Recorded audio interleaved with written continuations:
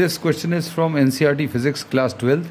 The statement of the problem says the electrostatic force on small sphere of charge 0.4 microcoulomb.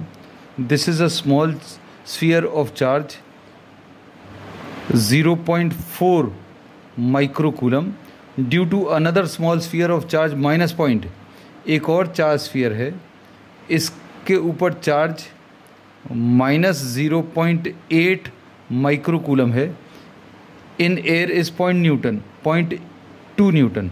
तो force की value 0.2 Newton दिया है. What is the distance between the two spheres.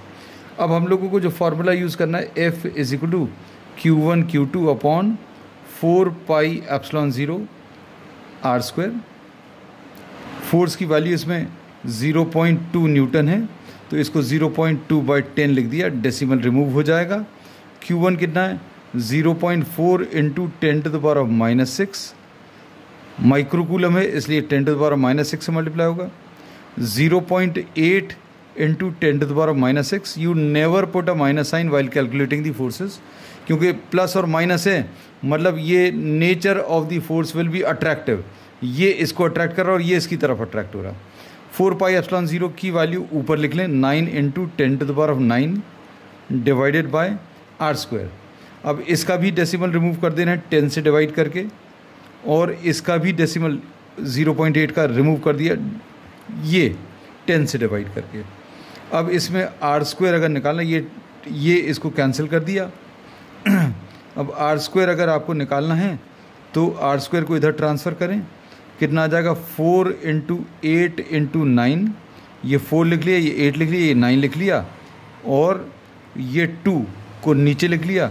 10 के powers देख लें, 10 के ऊपर -6 और एक -6 ये है, और ये +9 है, और ये ऊपर जाकर 10 जो है -1, 10⁻1. तो ऐसा कुछ आ जाएगा.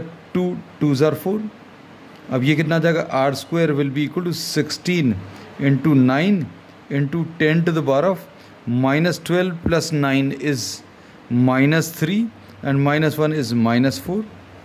अब स्क्वायर रूट अगर आप ले लेंगे तो ये कितना आ जाएगा, 4 इंटू 3 इंटू इसका स्क्वायर रूट 10⁻⁻4 का 10⁻⁻2 मीटर्स, मतलब ये 12 इंटू 10⁻⁻2 मीटर्स, जिसको अभी हम लोग 12 सेंटीमीटर लिख सकते हैं. और फिर उसके बाद what is the force on the second.